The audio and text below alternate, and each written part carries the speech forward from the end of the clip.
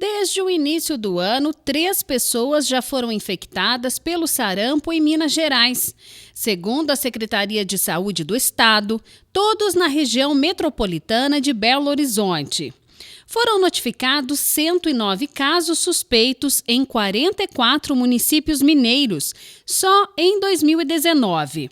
Apesar disso, 93 suspeitas foram descartadas, o que equivale a 85% dos casos. Outros 13 ainda estão sob investigação. Essa situação serve de alerta para todo o país. Sarampo, sim, era uma doença de 20 anos atrás. Há muitos anos que não tinha mais casos de sarampo. Os únicos casos de sarampo notificados no Brasil eram aqueles que a gente chama importados, né? A pessoa viajou para um determinado país e trouxe a doença, tá?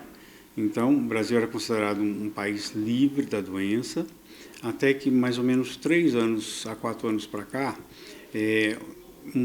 com a crise que está tendo na Venezuela, os índices de higiene, um monte de coisa diminuiu, surgiu muitos casos de sarampo e essas pessoas migraram principalmente para Roraima e Amazonas. Em São Paulo foi notificado o primeiro caso de sarampo autóctone, quer dizer, é um professor de 32 anos que não saiu da cidade e que contraiu a doença. O sarampo preocupa por causa do seu alto contágio.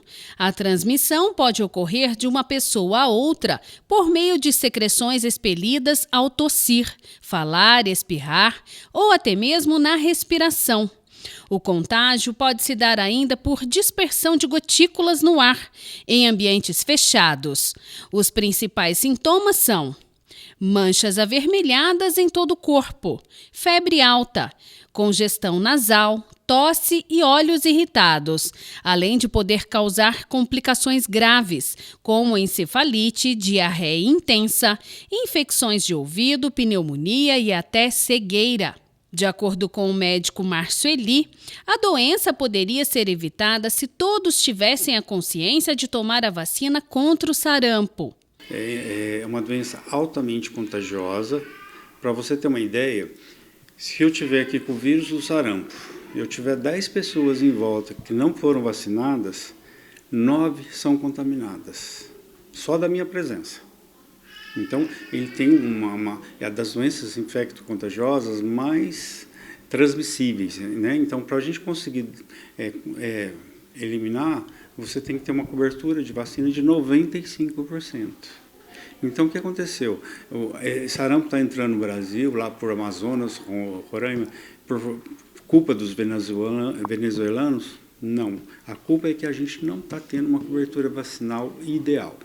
A cobertura vacinal estabelece que toda criança deve receber 2 doses da vacina contra o sarampo. Uma com 1 ano de idade, que é a tríplice viral, e a outra com 15 meses. Se você já é um adulto, é bom verificar a carteirinha para confirmar se está em dia com a vacinação. Até 29 anos, todo mundo tem que ter pelo menos 2 doses, tá?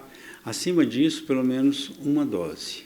E, obrigatoriamente, o profissional de saúde, de educação, principalmente que trabalha com adolescentes e crianças, são obrigados a vacinar também.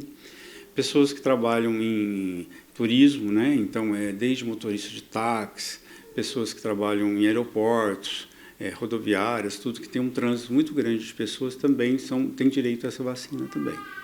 Embora o Brasil tenha um dos mais reconhecidos programas públicos de vacinação do mundo, com os principais imunizantes disponíveis a todos gratuitamente, vem ganhando força no país grupos que se recusam a vacinar os filhos ou a si próprios. Esses movimentos estão sendo apontados como um dos principais responsáveis pelo aparecimento de doenças já erradicadas. De acordo com o Dr. Márcio, a vacina é o melhor meio de prevenção. Algumas vacinas têm reações, a maioria são o que a gente chama de reações adversas, reações locais, né? A febre, a dor no local, um pouco de desânimo, isso, dependendo do tipo da vacina, é comum, tá? Mas o benefício que ela vai trazer é muito maior. Agora, o risco de complicações sérias são raras. Assim como você tomar um remédio, se você for tomar um paracetamol, uma dipirona, raramente você pode ter uma complicação grave. Então, tá? Então, assim, eu acho que assim, os pais têm que ter consciência, vacina é importante, tem que manter a carteira atualizada, tá?